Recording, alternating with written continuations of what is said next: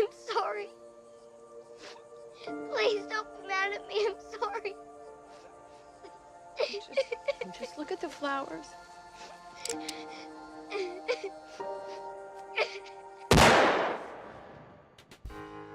Does The Walking Dead lack empathy?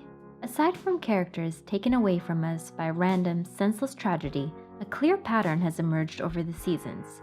Characters who are weak in any sense, those abusive toward their own, looking for an easy way out, holding on too dearly to innocence, addicted to drugs and alcohol, prone to insanity, or even just overly empathetic toward people outside Rick's family tribe, are designed to be repulsive and rarely survive.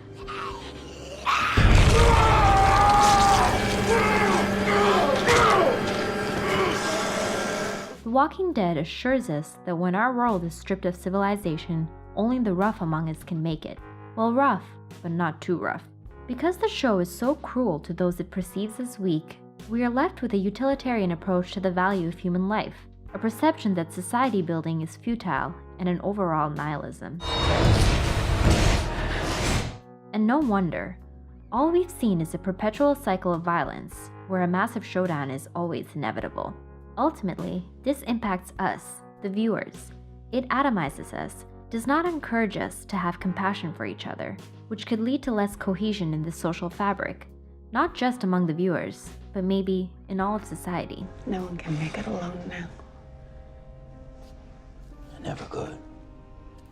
This is because The Walking Dead contributes to what the Marxist philosopher Raymond Williams called structures of feeling, a common set of perceptions and values as they manifest themselves in art and popular culture outside the official discourse.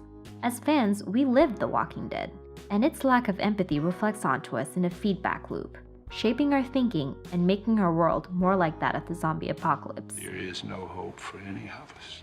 The Walking Dead has put many dilemmas in front of our eyes, to take people in or banish them, to kill or let live, to follow your faith or question it, to bring people into this imperfect world or spare new suffering. I'm not pregnant. However, these questions are all manifestations of another fundamental dilemma that is not so clear-cut. I'll call it the empathy dilemma. The show gives us a perpetual choice between two behavioral pathways. One way is to shield the weak from the evil world, because evil destroys innocence, and innocence should be protected at all costs.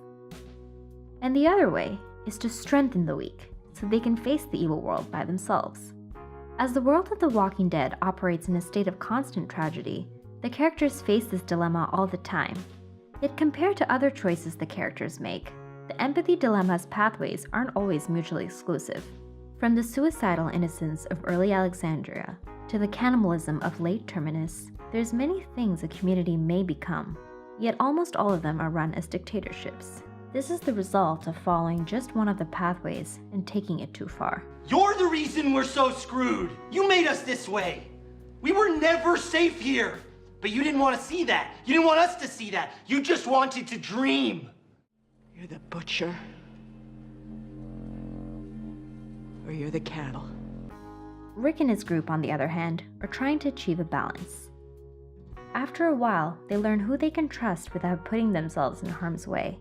They allow for weakness in others, who they work hard to protect, but at the same time teach survival skills.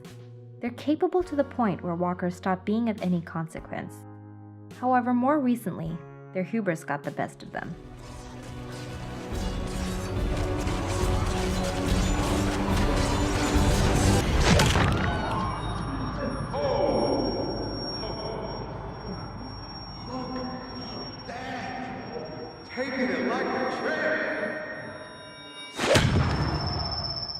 In tragedy, it's easy to feel like empathy has vanished.